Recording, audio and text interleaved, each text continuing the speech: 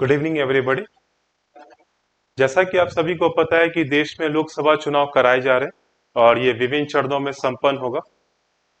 इस संबंध में यह प्रश्न स्वाभाविक तौर पर उठता है कि आखिरकार भारत का निर्वाचन आयोग इन चुनाव को कैसे संपन्न कराता है। हमें यह देखना होगा कि भारत में चुनाव संबंधी विभिन्न प्रावधान कैसे हैं।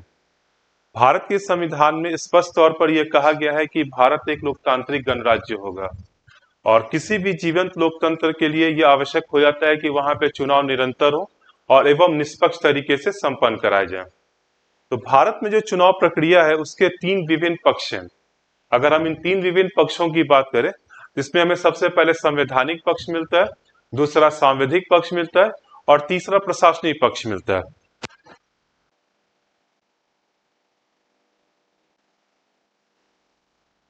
अगर हम चुनाव संबंधी संवैधानिक पक्ष की बात करें तो भारत के संविधान के भाग 15 में और अनुच्छेद 324, 329 ए में स्पष्ट तौर पे चुनाव से संबंधित विस्तृत प्रावधान दिए गए, परंतु ये प्रावधान इतने विस्तृत नहीं है कि जिनसे कि चुनाव आयोग को शक्तियां या क्या क्या कार्य उसका वो विस्तृत तौर पे पता चल सके।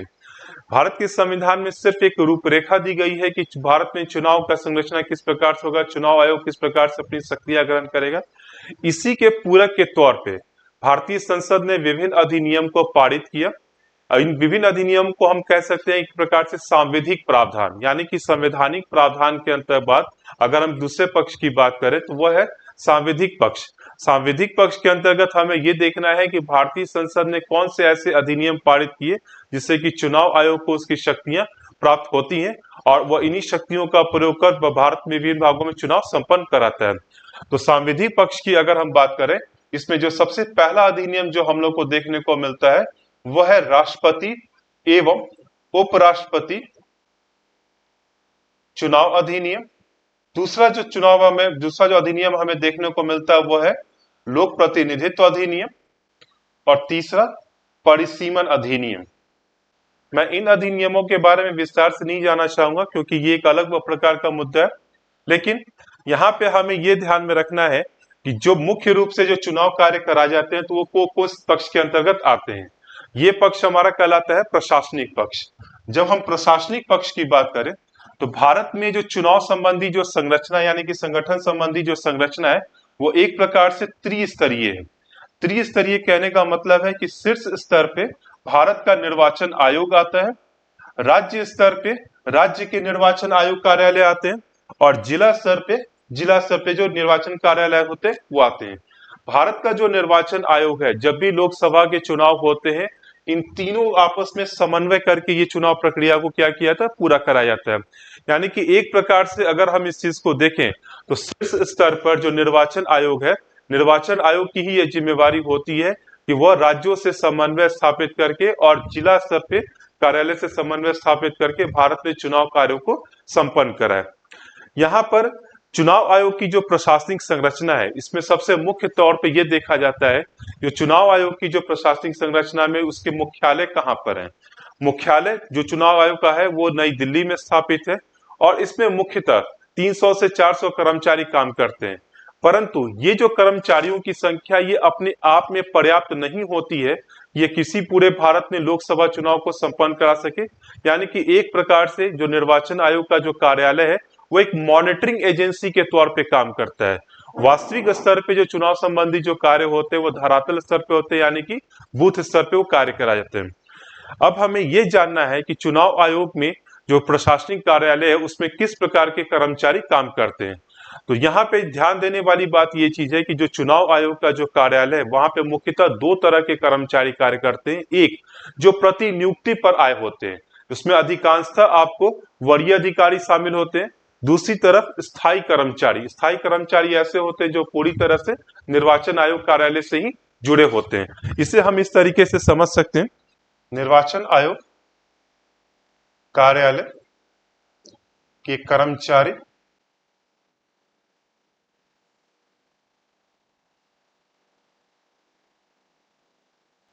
प्रतिनियुक्ति पर आए हुए स्थायी कर्मचारी। यदि हम प्रतिनियुक्ति पर आए हुए कर्मचारियों की बात करें तो इसमें शामिल है निर्वाचन आयुक्त, महानिदेशक, प्रधान सचिव, सचिव, उप सचिव, खंड अधिकारी। दूसरी तरफ अगर हम स्थायी कर्मचारियों की बात करें, इसमें मध्यम स्तर के कर्मचारी एवं उससे निचले स्तर के जो कर्मचारी होते हैं वो इसमें शामिल होते हैं। जैसा कि मैंने पहले कहा कि आयोग का जो प्रशासनिक संरचना है वो अपने आप में पर्याप्त नहीं होता है कि वो पूरे देश में इकट्ठी कर्मचारियों की बदौलत वो चुनाव को कार्य को संपन्न करा सके। अतः यह आवश्यकता हो जाती है कि चुनाव आयोग यानी कि ये देखता है कि वो जब चुनाव कराने हैं तो कहां से कर्मचारियों की व्यवस्था की जा सकती है। इसी संदर्भ में भारत के संविधान के अनुच्छेद 324 में यह व्यवस्था की गई है कि राष्ट्रपति या राज्यपाल जैसी की आवश्यकता हो चुनाव आयोग को वह उसे कर्मचारी उपलब्ध कराएगा। इन संबंध में यह स्पष्ट तौर पर यह कहा गया है यदि चुनाव आयोग राष्ट्रपति या राज्यपाल के पास कर्मचारियों से संबंधित अपनी आवश्यकता को भेजता है तो राष्ट्रपति का यह दायित्व तो बन जाता है कि वह ऐसे कर्मचारियों को निर्वाचन आयोग को उपलब्ध कराए। यदि हम इसी को राज्यपाल यानी कि राज्य स्तर के संदर्भ में समझें तो जो राज्य स्तर पे जो कर्मचारियों की जो सूची होती है यानी कि निर्वाचन आयोग के जो कर्मचारी होते हैं उसमें यदि अगर हम देखें तो मुख्य निर्वाचन पदाधिकारी बात आती है, जिला स्तर पे कर्मचारियों की बात आती है। उसके अतिरिक्त यदि हम देखें खंड विकास पदाधिकारी हैं, शिक्षकगण जिन्हें निर्वाचन आयोग में शामिल किया गया, निर्वाचन कार्यों में शामिल किया गया, तो ऐसे ही कर्मचारियों की पूर्ति फिर निर्वाचन कार्यालय को वो चीज की जाती है। यहाँ पर जो कर्मचारी को ऑलरेडी निर्वाचन आयोग को उपलब्ध कराए जा रहे हैं, यहाँ पे ये चीज ध्यान में रखना होगा कि जब ऐसे कर्मचारी निर्वाचन आयोग के पास उपलब्ध हो जाते हैं तो उनकी अनुसार उनके संदर्भ में क्या प्रावधान किए गए हैं। जैसे ही चुनाव आयोग किसी भी चुनाव तिथि की घोषणा करता है और निर्वाचन आयोग के पास कर्मचारियों की सूची उपलब्ध हो जाती है, चाहे वह केंद्रीय स्तर के कर्मचारी हो चाहे वह राज्य स्तर के कर्मचारी हो, इस संदर्भ में उनका नियंत्रण पूरी तरह से निर्वाचन आयोग के पास चला जाता है। एक अनुमान जो अभी व्यक्त किया गया है कि अभी जो हाल फिलहाल जो लोकसभा चुनाव कराए जा रहे हैं उससे मुख्य रूप से 1 करोड़ से भी अधिक कर्मचारी शामिल होंगे। इसमें हम केंद्रीय कर्मचारियों की भी बात करते हैं, राज्य स्तर के कर्मचारियों की भी बात करते हैं, इसमें पुलिस कर्मचारी भी शामिल है, अर्धसैनिक बल के जो भी कर्मचारी हैं वो भी सारे इसमें शामिल हो जाते हैं। लेकिन इन सभी के ऊपर जो अनुशासनात्मक कार्रवाई होगी वह पूरी तरह से किसके अधीन आएगा, निर्वाचन आयोग के अधीन वो चीज लाया जाएगा। ये जब हम कर्मचारियों की उपलब्धता के संदर्भ में बात करते हैं तो 1993 में एक विवाद भारत के निर्वाचन आयोग और केंद्र सरकार के सामने आया। केंद्र सरकार का यह कहना था कि वो किस सीमा तक के कर्मचारियों को उपलब्ध कराए यह पूरी तरह से केंद्र सरकार का दायित्व बनता है।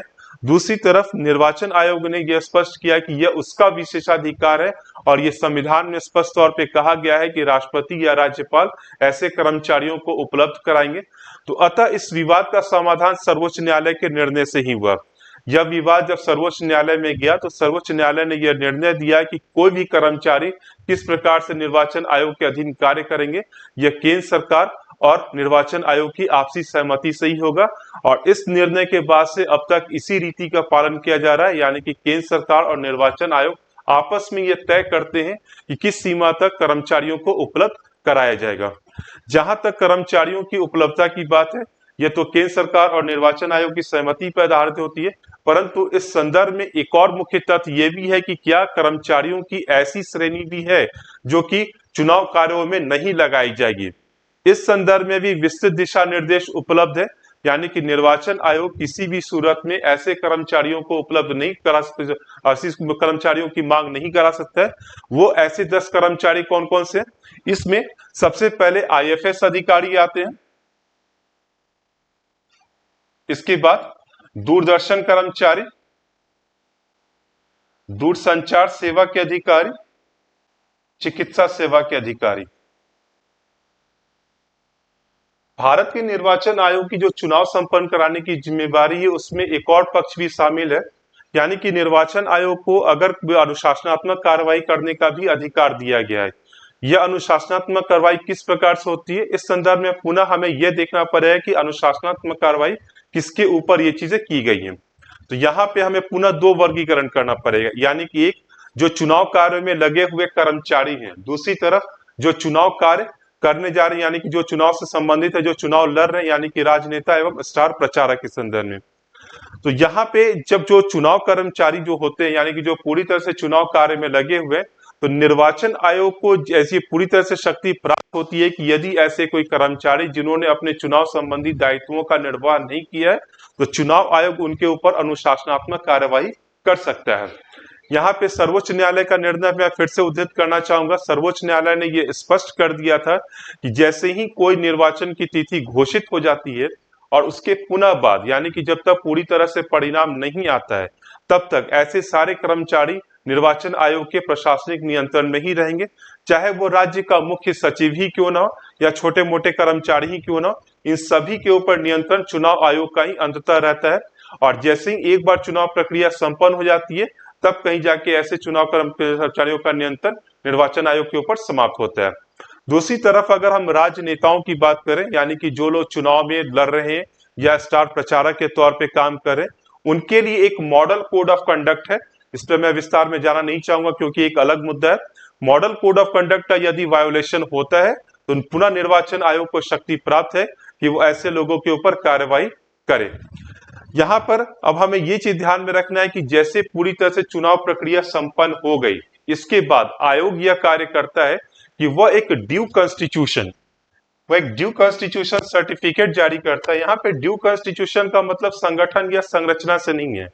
वास्तविक तौर पे होता यह है कि जब चुनाव कार्य संपन्न हो गए और जो भी विजेता होते हैं उनकी एक सूची निर्वाचन आयोग के पास पहुंच जाती है। ये जो सूची होती है उसी को एक सर्टिफिकेट के तौर पे, यानी कि प्रमाणित तौर पे जो जारी की जाती है, इसी को हम क्या कहते हैं, ड्यू कॉन्स्टिट्यूशन के तौर पे। क्योंकि बहुत बार ऐसा होता है कि कोई कोई उम्मीदवार एक या उससे अधिक स्थान से चुनाव लड़ता है। ऐसी दशा में उस उम्मीदवार को भी यह बताना पड़ता है कि अंततः वह किस सीट पे खड़ा रहेगा या किस सीट को वो छोड़ेगा। इसीलिए निर्वाचन आयोग के पास जब अंत सूची आ जाती है कि किस क्षेत्र से कौन सा उम्मीदवार अंततः विजित घोषित किया गया, इसके पश्चात ही यह सर्टिफिकेट जारी किया जाता है और यही सूची अंततः फिर राष्ट्रपति के पास जाती है। इस प्रकार से हम ये देखते हैं कि जो भारत में निर्वाचन कार्य जो होते हैं उसमें मुख्य भूमिका निर्वाचन आयोग की प्रशासनिक तौर पे ये होती है कि वो किस प्रकार से उसे निष्पक्ष तौर पे उसे कराया जा सके। और आजादी के बाद से अब तक हमने जो निर्वाचन आयोग का इतिहास देखा है वो यही बताता है कि भारत में जो निर्वाचन कार्य किए गए वो पूरी तरह से निष्पक्ष तरीके से किए गए और इस चुनाव में भी यही संभावना जताई जा रही है कि जो चुनाव कार्य होंगे वो पूरी तरह से निष्पक्ष तरीके से कराए जाएंगे। धन्यवाद।